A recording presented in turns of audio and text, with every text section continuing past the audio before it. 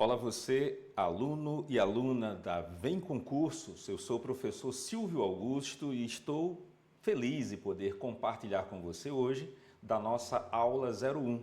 Nós vamos começar as nossas aulas tratando, sobretudo, de dois assuntos importantíssimos: noções de texto e morfologia. A presença desses dois assuntos nas provas de concursos do Brasil inteiro é algo muito constante e muito importante. Por quê? Porque não existe prova de português sem texto. Então, a necessidade de identificar a tipologia textual, assim como a identificação do gênero que é cobrado em cada prova, o gênero textual, isso é de grande importância. Para além disso, é comum que as provas de português no Brasil, em concursos sobretudo, que haja uma cobrança razoável na parte de morfologia. Então, o que é que nós faremos aqui?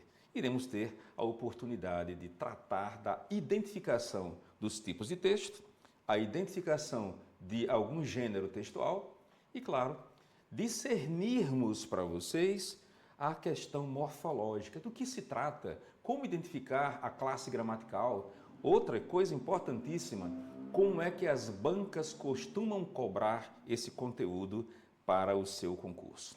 Então, nós vamos direcioná-los a dois aspectos hoje: noções de texto e morfologia.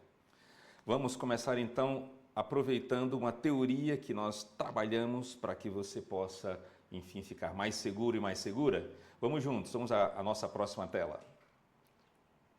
Observem que nós temos aqui a teoria ligada a noções de texto. Em que consiste? Professor, como é que a banca pode cobrar isso? Ora, as bancas costumam cobrar o tipo de texto ou o gênero textual. Que tal então vermos as duas coisas nesta tela? Para sua alegria sem fim, saiba que só existem 6 tipos de texto. Eu disse 6. Então, você pode encontrar um texto na sua prova que tenha um perfil narrativo e você diria: professor, como é que eu vou saber que um texto é narrativo, professor? E eu lhe digo: o texto é narrativo quando nele você encontra 5 elementos. E quais são eles? O narrador, claro, tem que haver quem conte a história, não é? O narrador, portanto, personagens, tem que haver um lugar, ainda que seja um lugarzinho no meio do nada, né? Tem que ter um tempo, ainda que seja era uma vez. Tem que ter também, o que mais? Tem que ter o enredo. Professor, o que é enredo? Enredo é aquilo que aconteceu. Daí as pessoas dizerem que quando alguém faz ou quando alguém deixa de fazer algo, alguns resolvem enredar, ou seja, contar o que aconteceu ou até o que não aconteceu. Então, repetindo, como identificar um texto narrativo? Se você encontrar nesse texto um narrador, personagens, se encontrar um tempo, se encontrar um lugar e encontrar um enredo, não tenha dúvidas, esse texto é narrativo. Em outras palavras, texto narrativo é uma história real ou uma história fictícia, mas é história e o texto é narrativo. Tudo bem? Agora, quando é que o texto é descritivo? Olha que coisa óbvia. Descritivo vem de descrição. E quando é que você descreve algo? Quando você enche o seu texto, falado ou escrito, de adjetivos. Quanto mais adjetivos houver no texto, mais descritivo esse texto será. Houve um poeta que vocês conhecem, eu também, um poeta chamado Vinícius de Moraes.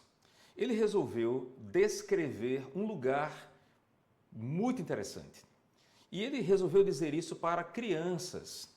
É uma música, tá certo? Na verdade, é uma música que ele está tentando descrever para crianças ou para as pessoas em geral, como era esse lugar. E sabe como é que ele disse? Ele disse assim: era uma casa muito engraçada, não tinha teto, não tinha nada, ninguém podia entrar nela não, porque na casa não tinha chão. Você sabe o restante da música, né?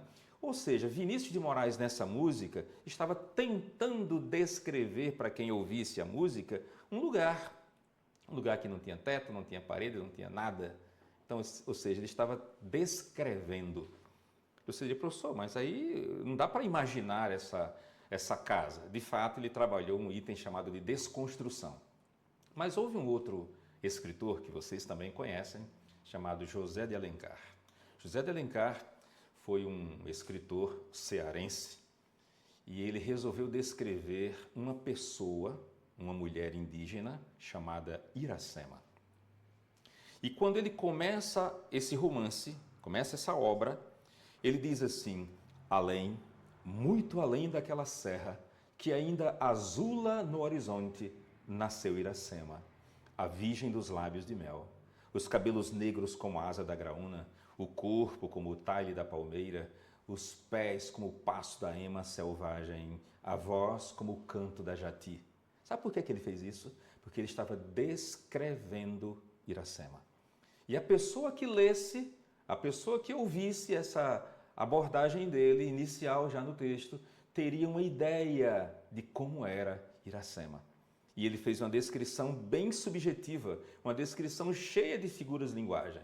Significa que um texto descritivo pode aparecer com adjetivos que permitam a percepção, a imaginação do leitor de forma direta ou de forma subjetiva.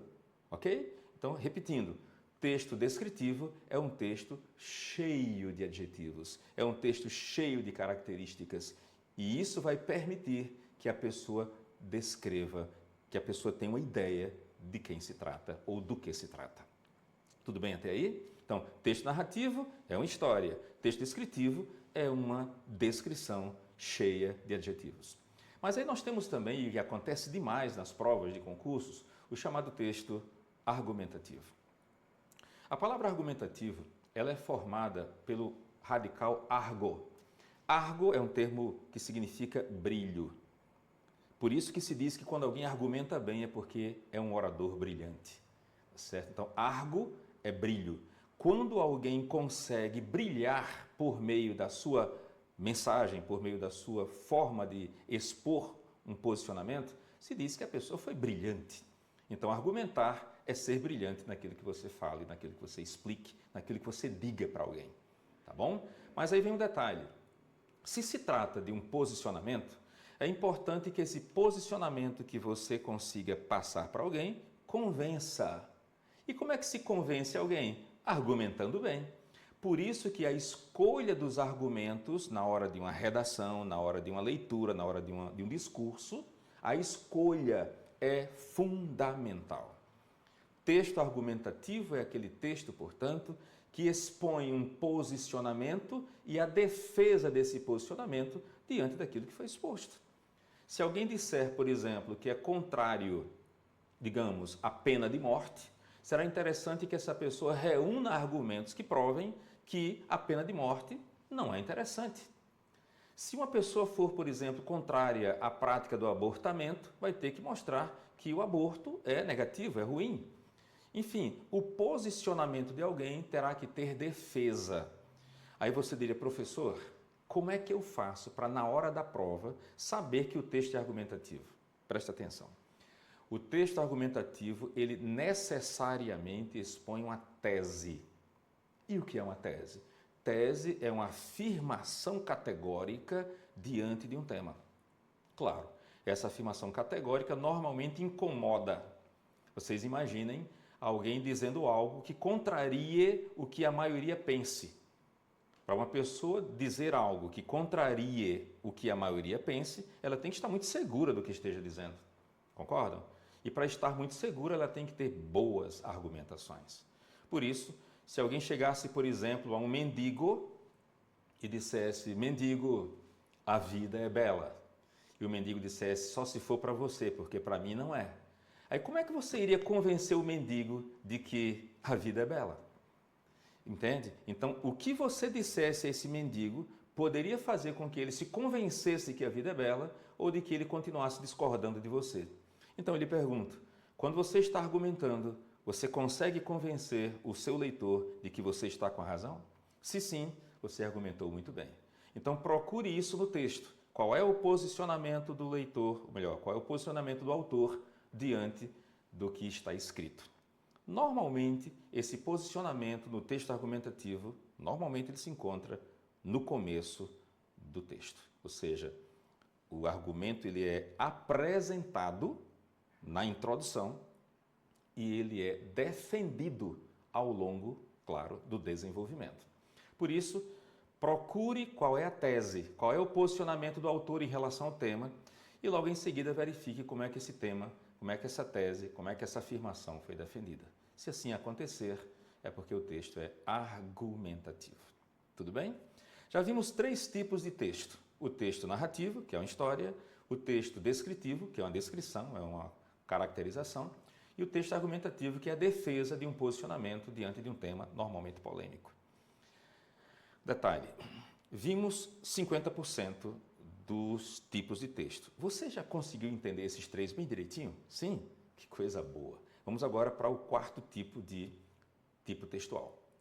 Seguinte, nós temos aí o texto do tipo dialogal.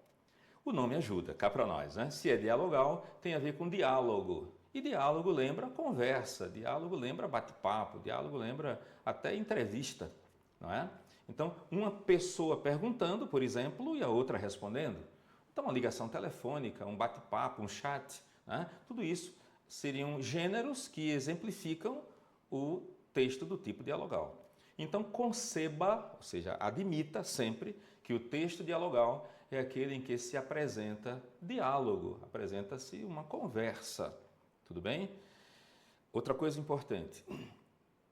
O diálogo pressupõe a existência de pelo menos 2 pessoas. Alguém pergunta e alguém responde. Alguém quer saber e o outro dá a resposta. Então, diálogo vai ser marcado, sobretudo na forma escrita, pela presença de travessões. O travessão colocado no início de cada fala indica que alguém está interagindo. Por isso que o texto dialogal é, sobretudo, uma interação, é uma conversa, é um bate-papo. Tudo bem até aí? Vamos então agora para o texto considerado expositivo. Quando é que um texto é expositivo? O nome também ajuda mais uma vez. Texto expositivo é aquele em que a pessoa está expondo, ela está apresentando. O texto expositivo tem um caráter muito informativo.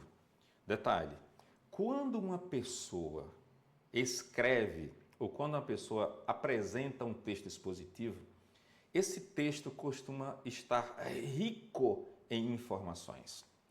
Quanto mais informações, mais expositivo o texto é. E um detalhe, a pessoa que apresenta um texto expositivo, ela não quer, na verdade, convencer ninguém de nada. Ela quer apenas expor a informação, expor o conhecimento. É o que acontece, por exemplo, numa aula. Esta aula, por exemplo, eu não estou querendo convencer você de nada. Eu quero apenas que você conheça, por exemplo, os tipos de texto e alguns gêneros textuais. Aí você diria, professor, mas pode acontecer de um texto expositivo também ter algum detalhe, algum item que seja argumentativo? Sim, basta que você, por exemplo, duvide do que eu esteja dizendo.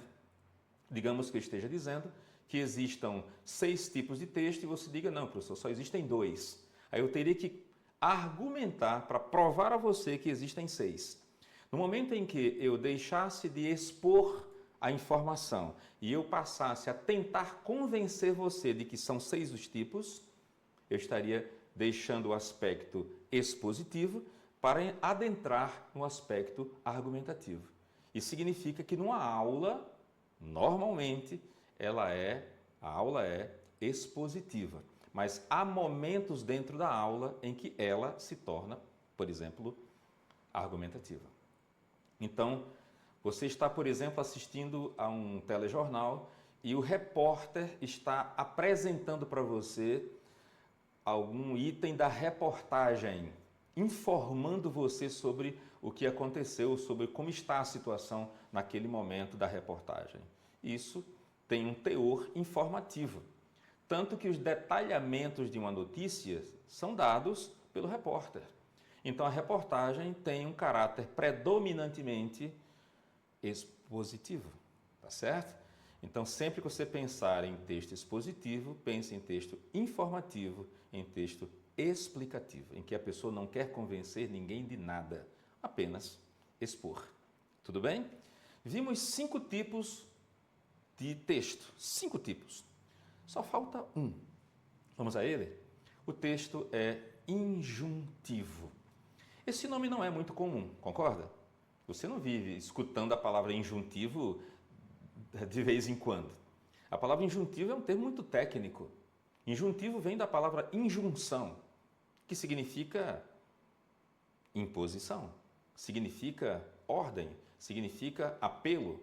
E isso é muito comum em quê? Em propagandas, é muito comum em anúncios, é muito comum em manuais de instrução, é muito comum em receitas culinárias, verdade? Então, quando você vir um texto cheio de verbos no modo imperativo, sorria. Esse texto, ele é injuntivo. Então, propagandas que você já ouviu a vida inteira, né? Compre batom, né? Seu filho merece batom, vem para a Caixa você também, vem, olha, vem para concursos, entenderam? Então, é interessante você perceber que o próprio nome do curso já é um apelo, é injuntivo, vem concursos, tá certo? Então, o uso de verbos no imperativo evidencia, marca, registra, enfatiza um verbo ou um texto injuntivo. Eu pergunto, isso ficou claro ou ficou claríssimo? Espero que tenha ficado claríssimo. Vimos 6 tipos de texto. Repetindo, narrativo, descritivo, argumentativo, dialogal, expositivo e injuntivo. Só 6. Que maravilha! Percebam que ao lado dos nomes dos textos, dos tipos de texto, nós temos o que significa cada um. Narrativo, história, descritivo, caracterização, argumentativo, posicionamento, dialogal, interação, expositivo, informação, injuntivo, ordem ou apelo. E mais ao lado, exemplos, ou seja, gêneros textuais. Narrativo, um conto, uma novela, um romance, são exemplos de gêneros textuais do tipo narrativo. Aí, para o descritivo, o retrato falado. Quando alguém caracteriza uma pessoa que foi vista, né, sendo ela testemunha de algo que aconteceu, cada caracterização que é feita sobre alguém, que é o retrato falado, evidencia um texto chamado de descritivo. Mas o texto argumentativo ele pode ser exemplificado com o artigo de opinião. Quando uma pessoa escreve um artigo de opinião, e é muito comum que isso apareça em concursos, é só verificar que é o posicionamento de alguém diante de um tema polêmico, isso é um artigo. E é opinião, porque a opinião é uma coisa muito pessoal, concorda? A opinião é tão pessoal que algumas pessoas chegam a brigar por conta de uma opinião, já que ela é da pessoa. E a opinião, a pessoa tem que ter muito argumento para defendê-la, concorda? Então, o artigo de opinião é um gênero que exemplifica o tipo de texto argumentativo. Assim como a entrevista, o bate-papo, a conversa, são gêneros que exemplificam o texto do tipo dialogal. E a reportagem, a palestra, a aula exemplificam o texto expositivo. Assim como a propaganda, a receita culinária, o manual de instrução, os anúncios, tudo isso exemplifica o texto injuntivo. Tranquilos até aí? Então vejam, esta primeira parte da nossa aula teórica, né, é para nós termos mais tranquilidade quando nós formos analisar um texto, quando nós formos descobrir se o texto é de algum desses 6 tipos de texto que nós apresentamos. Tá bom? Tranquilos? Se houver dúvidas, não deixem de registrar a pergunta que vocês possam fazer ou perguntas que vocês queiram fazer, que terei prazer em atendê-los.